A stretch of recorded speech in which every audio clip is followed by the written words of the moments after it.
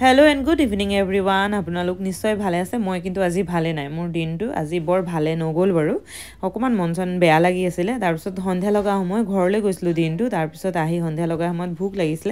ভন্টিয়ে বনালে চাওমিন বহুত বেছি টেস্টি আৰু একদম সৰু পেকেট এটা সসৰ আছিল একদম টেপি মেলি হতে পেকেটটোৰে অৱস্থা বেয়া কৰি পেলালে ডাইনিং টেবুলতে আলোচনা হল যে কাইলে সৰস্বতী পূজা হে কাৰণে ঘৰলৈকে যোৱা যাওক কাৰণ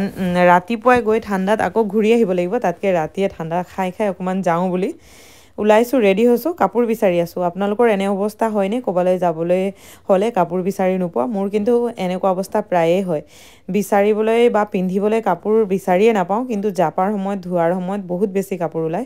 তাৰ পিছত ভন্টিলে বুজি এজোৰ মেখেলা চাদৰ উলিয়াই লৈছো আৰু মুলিও এজোৰ উলিয়াই লৈছো সৰস্বতী পূজা যেহেতু মেখেলা চাদৰ নিপিন্ধাকেনো কেনেকে যাম হয় নহয় আৰু এইবাৰ একদম বেছি মনটো ভাল লাগি আছে এতিয়া কাপোৰ বিচাৰি থাকোতে কাৰণ মই যোনটো স্কুলত আনুষ্ঠানিক শিক্ষা গ্ৰহণ কৰিছিলো সেই স্কুলতে এবাৰ সৰস্বতী পূজালৈ যাম আৰু সেই স্কুলখনতে মোৰ শিক্ষাগুৰু আছিল প্ৰথম মোৰ মা আৰু দেউতা অলৰেডি ৰিটায়াৰ হৈ গল কিন্তু মা এতিয়া প্ৰধান শিক্ষক হৈ আছে স্কুলখনতে তিনটালে কাপোৰ উলিয়াই মেলি হৈ গল এতিয়া পিন্ধা কাপোৰ বিচাৰো লৰাৰ হুলস্থু লাগিছে জলদি কৰা আইতা ঘৰলৈ যাব লাগে যেহেতু আৰু কাপোৰ কানি পিন্ধি ৰেডি হৈ গলো তিনটামান লেয়াৰ কাপোৰ পিন্ধিছো দেই যেহেতু স্কুটিত যোৱা কথা এফালে লৰাকো পিন্ধাইছো আৰু ভন্টিও অলমোস্ট ৰেডি হৈ গল তাই বস্তু বাহানিবোৰ ভৰাই আছে এতিয়া উলাই যাও বজাৰলৈ যাও অকমান বজাৰত বস্তু বাহানি কেটামান বজাৰ কৰিব লাগিব যেহেতু সৰস্বতী পূজাৰ কথা পূজালৈ বুলি প্ৰসাদ অকমান ল'ব লাগিব কেঁচা ফলমূল অকমান লওঁ বুলি ফলমূলৰ দোকানত সোমালো ফলমূলৰো যি জুই চাই দাম হৈছে আজিকালি আমাৰ ইয়াত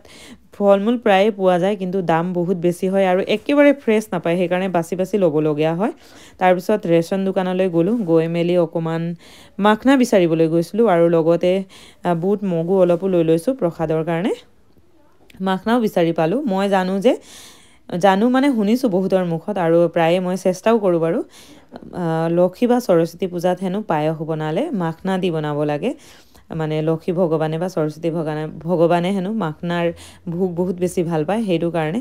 এটা পেকেট পালো এক্সপায়াৰ হোৱা অলৰেডি আৰু দামটো কিবা এটা খেলি মেলি হেতু কাৰণে অন্য এটা পেকেট পালো দাদাৰ লগত এয়া কথা পাতি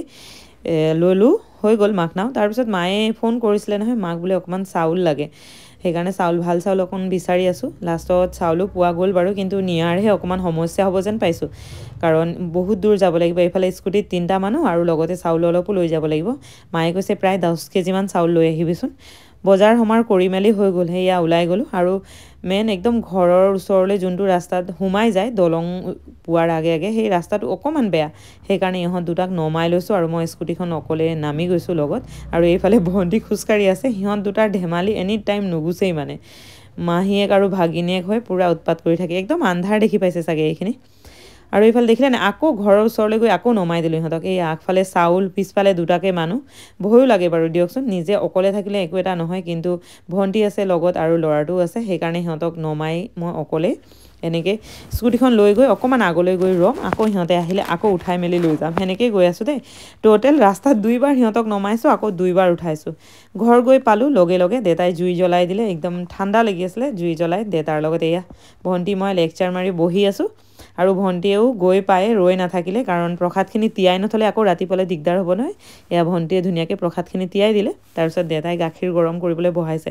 আমি ঠাণ্ডাত গৈ পাইছো যেহেতু ঘৰৰ গাখীৰ খুৱাব আৰু দেখিছেনে গাখীৰত ইমান ধুনীয়া হৰ বান্ধি থাকে আমাৰ ঘৰত ঘৰৰে গৰুৰ গাখীৰ হয় আৰু মই হৰখিনি উলিয়াই দিছো অলপমান